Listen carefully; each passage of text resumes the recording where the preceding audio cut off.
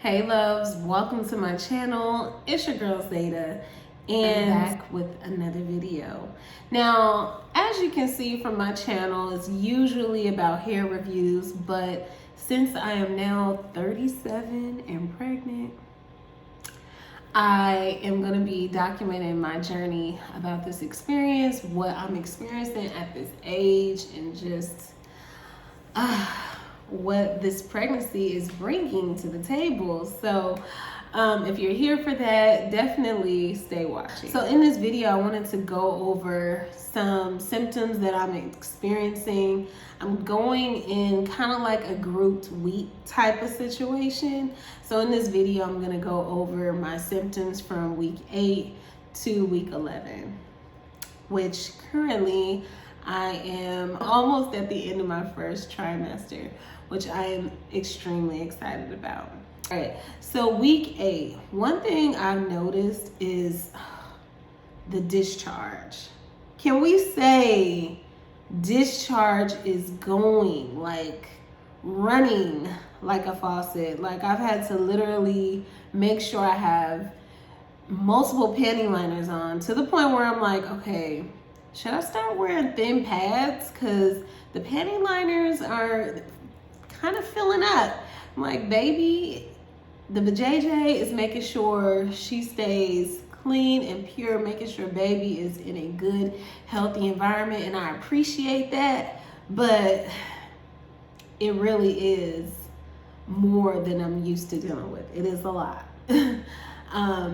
But nevertheless, it's harmless. I am grateful for it. I'm grateful the body does what it does, but it has been a lot.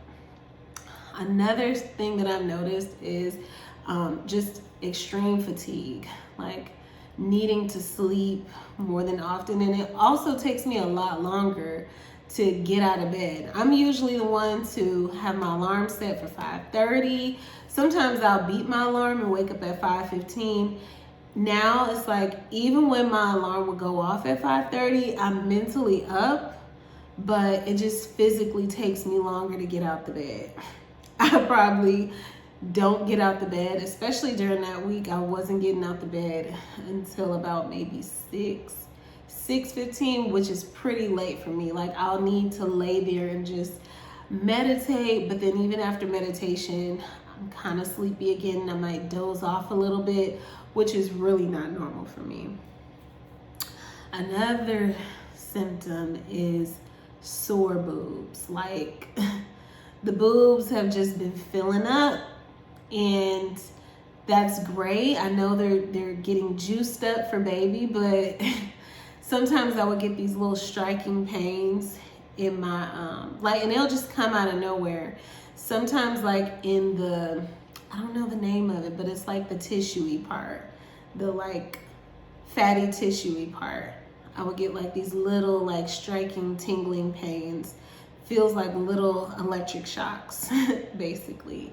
And sometimes the nipples too, so yeah. And lastly, in week 8, one of the big ones is nausea. The nausea has been something to deal with, but I will say ginger tea, and I've also been drinking elderberry tea. Any type of tea, peppermint, for me it's been peppermint, ginger, and elderberry. Those have helped relieve the nausea a lot for me.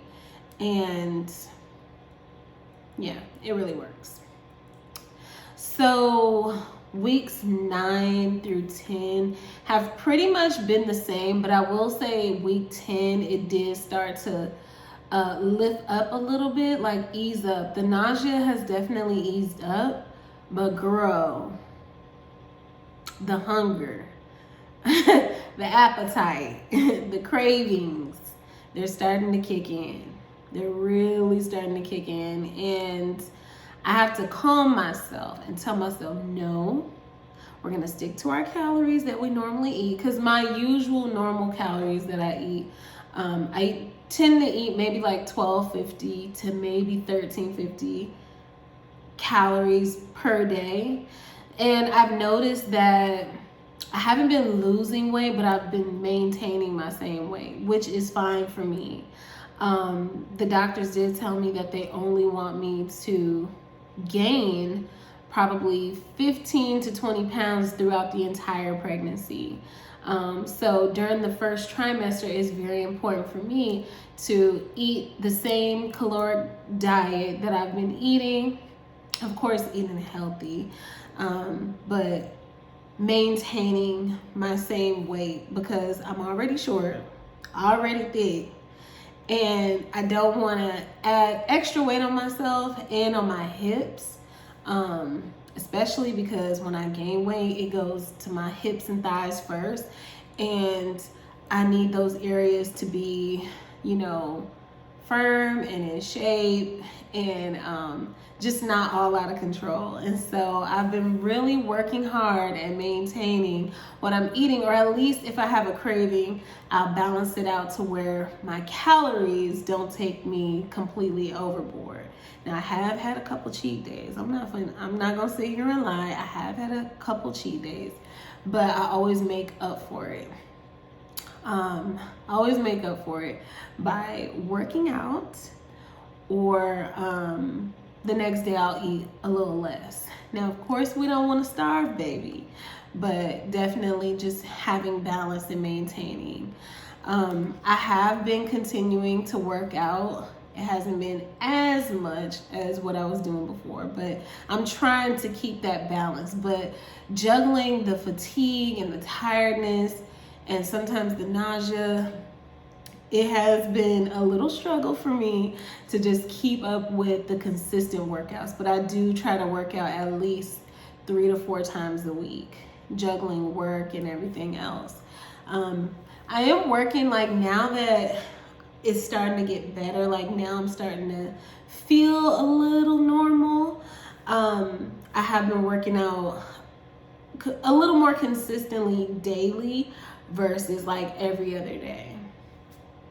So yeah, those are some of the symptoms that I've noticed over this past 3 weeks. I'm really excited because I go to my 12-week appointment next week and we get to find out the gender, even though I'm not gonna find out the gender.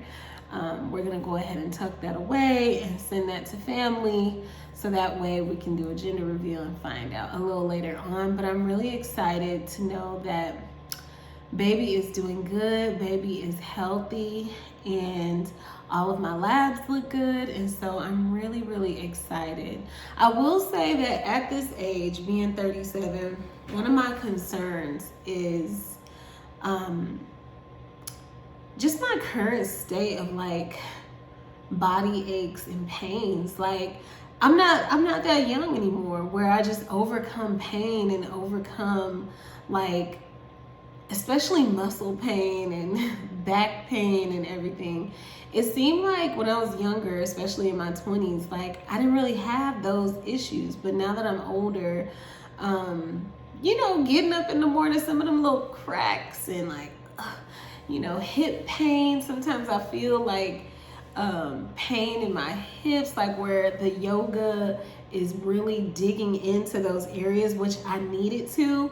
But I'm like, I really want to make sure that my hips and my back are in good shape for when I go into labor. So it's just been very important to me to just maintain exercise and stretching because of those reasons. Just making sure my body is prepared for what it's about to go through. But yeah, if you are on this journey, if you're around the same age or even a little bit older and you've gone through this, or you've had your children a little late, I would love to hear about your experience and how it was for you. Always remember that this is a community, this is a space where we can talk and we can conversate. So leave your comments down below, and I will continue to share, continue to make these videos. So if you want to join me on this journey, please do. I would love to have you and love to converse with you. And yes, I thank you so much for watching, so much for tuning in, and I will see you guys in my next video. All right, take care.